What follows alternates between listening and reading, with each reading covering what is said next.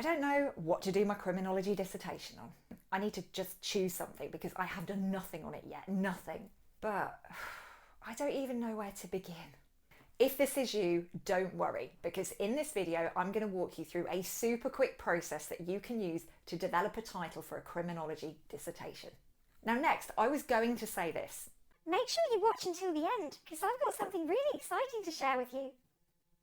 But I'm just going to tell you about it now because I don't like the whole try this little gimmick to make people watch your video for longer thing. It's a bit yuck. So here is the exciting thing. Cheat sheet. Full of ideas of different things you can use to assemble your dissertation topic as a criminology student. You can get it when you sign up for my email list, link in description, etc. So if you want to go grab that, knock yourself out. In this video, I'll be explaining the process of choosing a criminology dissertation topic in a bit more detail. I'm Dr. Elizabeth Yardley and I've supported thousands of dissertation students in my 20 years working as an academic in UK universities. Criminology is most definitely my jam. So you are in safe hands here and I'm going to help you get out of the starting blocks. And I just need you to do one thing for me. Focus.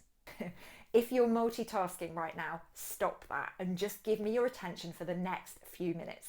Side note, multitasking isn't actually a thing apparently when it comes to tasks that you have to think hard about. You can switch very rapidly from focusing on one thing to focusing on another thing, but you can't genuinely, wholeheartedly focus on multiple things at once. So I can't write a blog post and meaningfully listen to what my husband's saying to me at the same time. It doesn't stop me trying though, as I nod and I smile, and then I hear his voice go up at the end of a sentence and I'm like, ooh, he's asked me a question. Busted. So your choice of dissertation topic is really important and this video is going to help you get to it. So please focus. And here's what we'll be covering in this video. I'll start by introducing you to my PIC formula. People, issue or interest, context. We'll then walk through each of them, people, issue or interest, and context, and I will give you some ideas of the type of thing you might consider underneath those headings. So without further ado, let's crack on. The PIC formula. Every decent criminology dissertation needs to have three things in the title. People, an issue or interest, and context. You need a group of people who have at least one thing in common. You need an issue that these people are experiencing or an interest that they have. And finally, you need a context, a place or space, virtual or real, in which all of this is playing out. Here is an example that includes all three. Male students' experiences of robbery on nights out in Manchester. People, male students. Issue or interest, being a victim of robbery. Context, on nights out in Manchester. Another one. Probation officers' experience of work-related stress under the transforming rehabilitation agenda in England and Wales. People, probation officers. Issue, work-related stress. Context, when the transforming rehabilitation policy was rolled out in England and Wales. When your dissertation title has all of these elements, people, issue or interest, and context, you will be really clear on what you're doing. Your literature review will be laser focused and your supervisor will never say to you, "That's way too broad. You need to narrow it down." Get your PIC sorted and you are well on your way to a realistic, achievable, finished dissertation. And if you don't nail these things down, you might be able to make a start on your dissertation, but you're not going to get very far with it. You will be blundering around saying, what should I read now? I don't know where I'm going with this. I'm stuck. It's all about the PIC. Pick your PIC. Next up, let's look at potential people to focus on in criminology dissertations.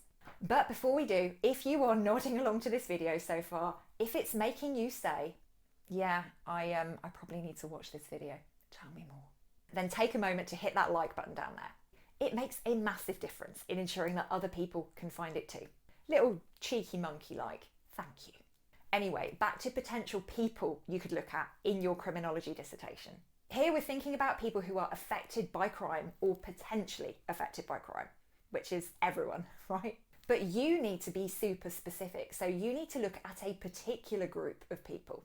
That might be victims or perpetrators of a particular type of crime, the families of victims or perpetrators. It might be people who are at risk of becoming victims or perpetrators of crime.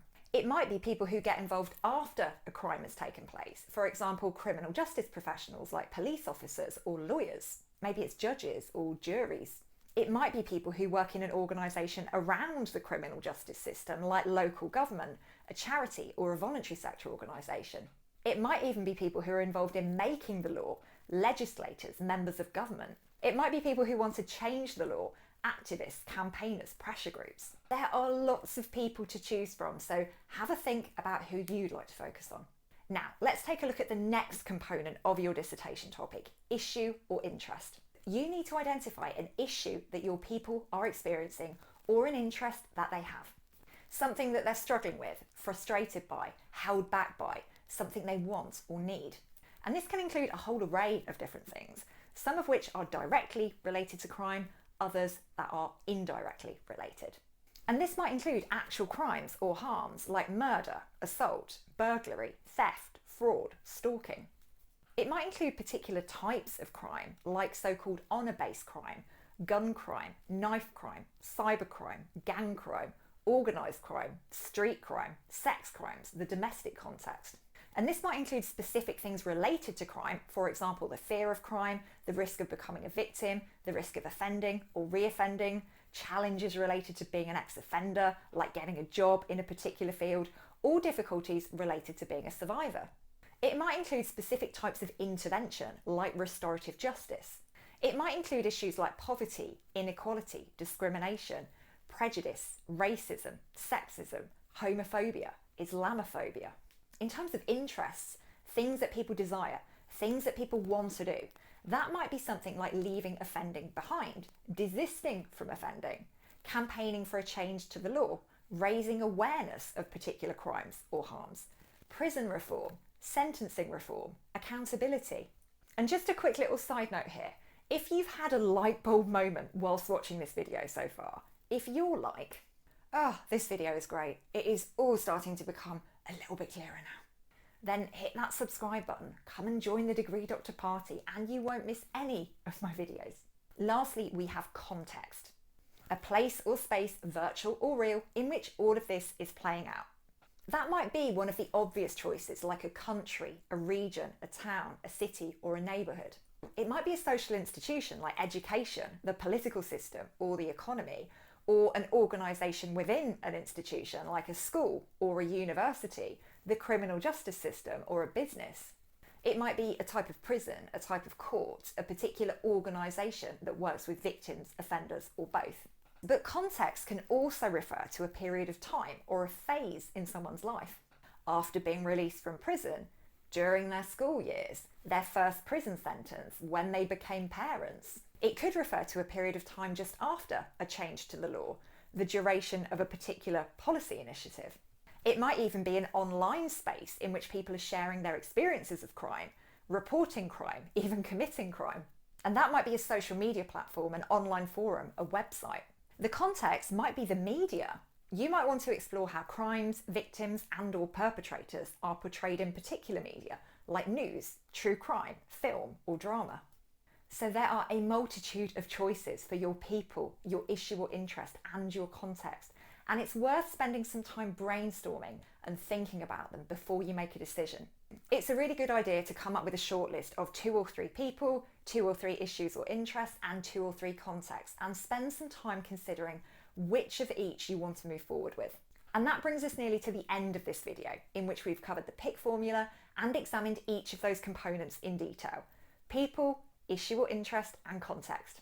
If you want to watch any of those sections again, scroll to the relevant chapter on the time bar below, or click in the chapter link in the description. As I said at the start, I have this cheat sheet that you can use to get started, and it's free when you sign up for my weekly emails. Every Wednesday, I will send you a quick, relatable, easy to implement tip that will help you make progress with your dissertation. And here are some examples of the topics I've covered recently. So if that sounds like it's the kind of thing that you need in your life right now, the link to the sign up is in the description. I will be back soon with more dissertation advice.